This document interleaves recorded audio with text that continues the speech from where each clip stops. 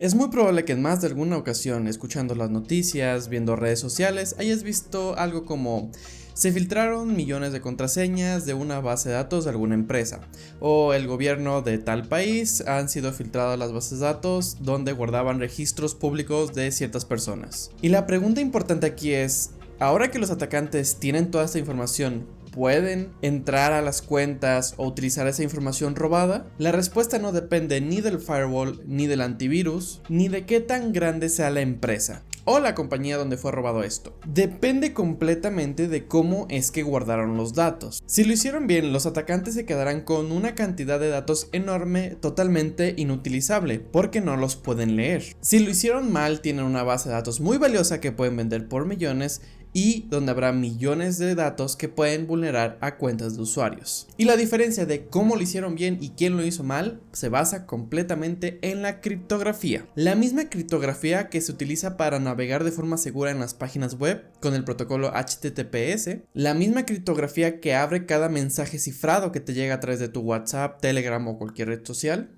y la misma criptografía que guarda tus contraseñas y las procesa en diferentes sitios sin que nadie las pueda leer, y de esta manera puedes estar seguro. Y hoy te explico cómo funciona de verdad, o lo mejor posible, ya que el tema de criptografía es muy complicado. Son matemáticas. Lo explicaremos sin matemáticas imposibles, pero sin quedarnos en la superficie. Bienvenidos al capítulo 7 de esta serie de Security Plus. La criptografía es este arte que se basa en transformar la información para que solo quien debe pueda leerla o procesarla o verificarla. En la seguridad lo utilizamos principalmente para tres cosas, y conviene que lo tengas mentalizado esto desde el inicio, porque es un tema que ya hemos abordado en otros videos, lo cual es la confidencialidad, que significa que nadie más pueda leer la información más que las personas o entidades autorizadas, y esto es lo que hace el cifrado. La integridad de los datos o la información, lo cual nos ayuda a identificar y saber que un archivo o cierta información no fue alterada en el proceso. Para esto funcionan los hashes, y la autenticidad y el no repudio, y esto sirve para confirmar la persona o entidad que generó cierta información. Para esto funcionan o se aplican las firmas digitales. Sobre la criptografía asimétrica, podrían parecer conceptos similares, pero fíjate que no todo es exactamente lo mismo. Mucha gente piensa que el hashing y el cifrado son sinónimos, y realmente no lo son. El cifrado es de doble vía, lo que se cifra se puede descifrar. El hashing, por otro lado, es de una sola vía, podremos decir diseñado para que no haya vuelta atrás. Esa distinción es la que más suele confundir cuando se empiezan a aprender temas de criptografía, y he de admitir uno de los temas más difíciles en el examen. Así que vamos a abordar las tres familias principales, que es el cifrado simétrico, el asimétrico y el hashing. En el cifrado simétrico usas la misma llave para poder cifrar o descifrar la información. Puedes imaginar este escenario como una caja, donde solamente tienes una llave para poder cerrarla y abrirla. Quien tenga la llave o incluso una copia de esa misma llave es quien controla el acceso a las cosas que existen en esa caja. El algoritmo estándar hoy para la encriptación simétrica es el AES o el Advanced Encryption Standard, con llaves de 128 a 256 bits. Este estándar es muy veloz y es utilizado para poder cifrar grandes cantidades de documentos o datos, como lo pueden ser hacer una clonación de discos completos, también hacer la clonación de bases de datos y diferentes tipos de archivos. ¿Y cuál es el problema de este estándar o de esta manera de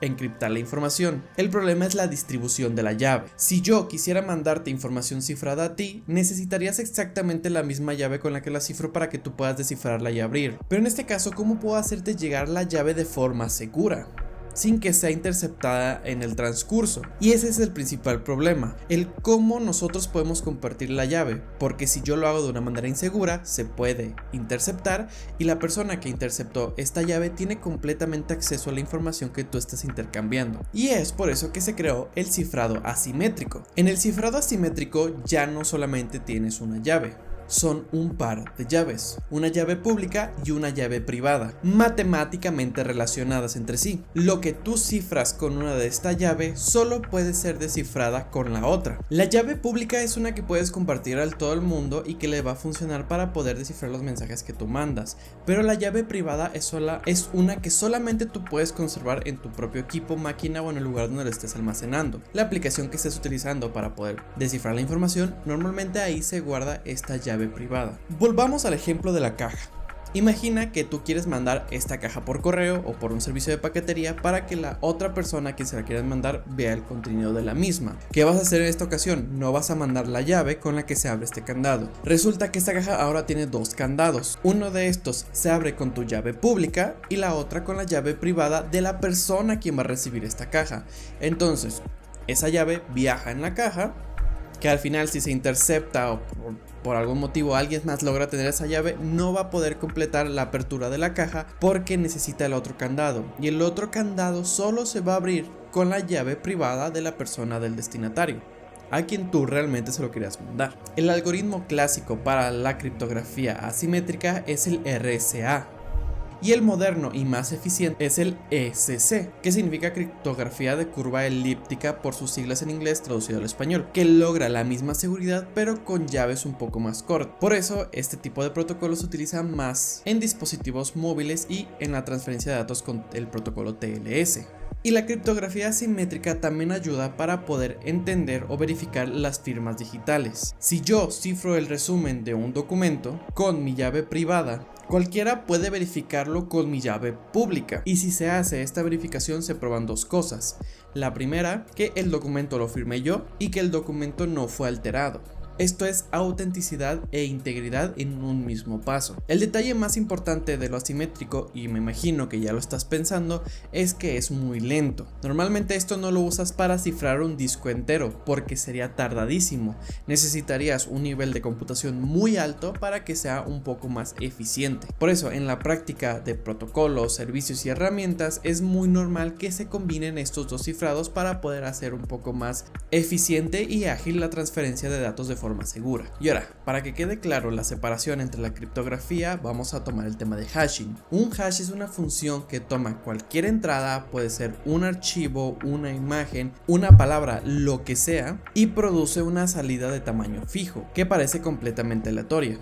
El algoritmo SHA-256 es el estándar que se utiliza hoy. El MD5 y el SHA-1 ya son antiguos e inseguros, no es recomendable utilizarlos. Y aquí hay tres prioridades que hay que entender, que es determinístico, es de una sola vía y tiene el efecto avalancha. Y te explico los tres ahora mismo, no te preocupes. Que sea determinístico significa que si por ejemplo tú utilizas la contraseña 123, el hash va a ser exactamente igual para esa palabra. Pero ojo, aquí hay una cosa: si utilizas contraseña con C mayúscula y 123 en ese orden, el hash va a ser exactamente igual para todas las personas que utilicen exactamente esa misma contraseña. ¿Dónde cambia el hash? Si la C es minúscula, ahí va a ser un hash completamente diferente.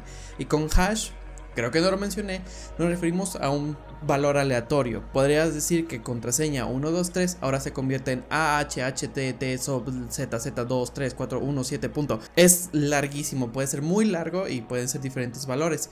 Pero la cosa es que siempre va a ser lo mismo. Además de que el hash no puede regresar a la entrada original, por eso significa que es de una sola vía. Y el efecto avalancha hace referencia a que, como lo mencioné, si un elemento mínimo cambia del elemento que se hizo el hash va a cambiar completamente.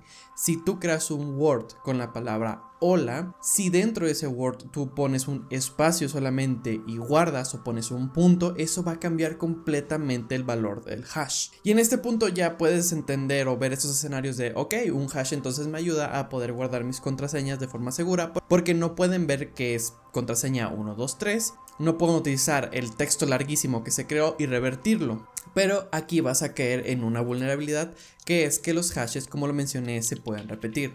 Por lo tanto, hay diferentes tipos de ataques, como si por ejemplo mencionáramos un ataque de contraseñas, hay un ataque que se llama Rainbow Table Attacks. ¿Y qué significa esto? Que si de una base de datos se filtraron muchísimos hashes, no ven las contraseñas, pero ¿qué crees? Resulta que puede haber este cálculo matemático de decir, yo sé que contraseña 123 es equivalente a este hash, entonces si encuentro este hash en esta base de datos ya tengo la contraseña.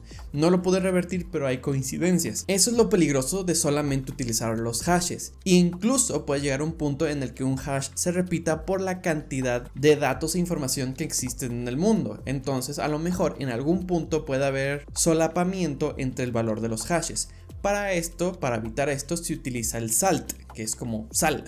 Y el salt ayuda justamente para evitar este solapamiento o este cruce de hashes, haciendo que además de la palabra contraseña 123 se le agregue otro valor random al final y justamente se crea del password 123, se genera un hash, se hace una suma con estos valores random y ahora tienes un hash más completo y complejo de descifrar. Y aquí es lo importante, dos usuarios que tienen exactamente la misma contraseña no van a coincidir con el mismo hash, porque el salt ayuda a evitar este tipo de situaciones. Y por lo tanto, si tu base de datos o el lugar donde estés implementando este hash tiene esta funcionalidad con el salt, los Rainbow Table Attacks van a quedar más inutilizables, porque necesitarían tener este cálculo matemático de cómo se está generando el salt para poder implementarlo en las tablas de los hashes. Como puedes ver, son pasos extra que realmente al atacante no le conviene invertir más tiempo, habiendo otras formas de generar el ataque.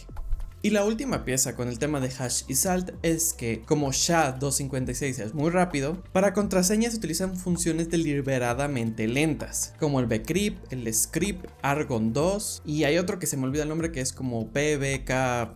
Se me olvidan el resto de letras. Estas aplican el hash miles de veces, que esto es un tema que se llama key stretching, de modo que verificar una contraseña legítima toma una fracción de tiempo, muy minúscula, pero probar millones por fuerza bruta se vuelve carísimo en tiempo. Por esto el salt más la función lenta es la combinación correcta para poder guardar contraseñas hoy en día. Regla mental para el examen y para tu trabajo del día a día. El cifrado es para la confidencialidad, el hash para la integridad y el hash, el salt y las funciones lentas para el cuidado de contraseñas. Y creo que ya se ha alargado bastante este video, pero el tema de criptografía es muy complejo. Lugares donde se utiliza la criptografía en el mismo tráfico de red. HTTPS utiliza cifrados simétricos y asimétricos para que tú al navegar por la red puedas estar cifrada la información que utilizas, que mandas, a menos que la página web no utilice este protocolo. Entonces sí suele viajar en texto plano y se puede ver la información. Si tú entras a Facebook con HTTPS, al ingresar tu usuario y contraseña, si un atacante está interceptando tu tráfico, lo más probable es que vea muchísimos datos random que no va a entender a primera. Si entras a un sitio sin HTTPS, imaginemos una página de login clonada, y tú ingresas tu usuario y contraseña, el atacante lo va a ver en su consola, en su herramienta donde está haciendo la intercepción. Y actualmente en las aplicaciones del día a día o en el mundo laboral, la gestión de vulnerabilidades es algo donde se utilizan mucho los temas de criptografía y hash. En el Identity and Access Management también para poder asegurarnos de cuentas, dónde viven las credenciales, cómo se administran, y el compliance para la información que está en reposo, porque de igual manera, y como lo mencionamos súper al inicio del video, si tú estás leyendo de que se filtró una base de datos, significa que el atacante tiene muchos datos, pero si están cifrados, ¿qué crees? Te salvaste. Lo más probable es que no los puedan leer si están cifrados de una manera muy segura, porque sus datos estaban en reposo, no en tránsito. Herramientas como OpenSSL, Hashcat y John the Ripper son herramientas que vas a poder utilizar del lado ofensivo para poder probar este tipo de vulnerabilidades y temas de criptografía, ataques de contraseña y demostrar cómo se ataca un hash débil. Y ya está, un video un poco complejo, explicado a grandes rasgos porque la criptografía en sí mismo es compleja. Para el examen va a ser importante que hagas un pequeño repaso más en algunos protocolos o estándares de criptografía para que te sientas cómodo distinguiendo cuáles son de criptografía asimétrica y cuáles son de criptografía simétrica. Además, cuáles son los más seguros y cuáles ya no se utilizan por inseguros. Pero algo importante es que te quedes con la idea de que el hashing y el cifrado son diferentes, no son lo mismo. Cifras lo que necesitas volver a leer y hasheas lo que necesitas verificar. Y nunca, pero nunca guardes una contraseña con solamente un hash. Por sí mismo, el hash automático que se convierte. El salt y una función lenta son lo más seguro. Con esto ya puedes leer acerca de hallazgos de TLS débil en un escaneo, por ejemplo, explicar por qué una brecha de contraseñas puede ser grave o inofensivo y entender más por qué existe ese candadito que aparece en tu navegador. Si te sirvió este video o te gusta el contenido de ciberseguridad, suscríbete para poder seguir con la serie de Security Plus y muchos otros temas del mundo de tecnología, tratados de explicar de una manera amigable, pero con conocimiento de calidad y probado. El siguiente capítulo veremos acerca de gestión de riesgos, así que suscríbete y activa la campanita para que te llegue la notificación cuando suba ese video. Y si te quedó duda de algún concepto, no dudes en preguntarlo en los comentarios para que pueda tomar el tiempo de ayudarte o más personas en la comunidad te puedan ayudar. Muchas gracias y nos vemos dentro de poco.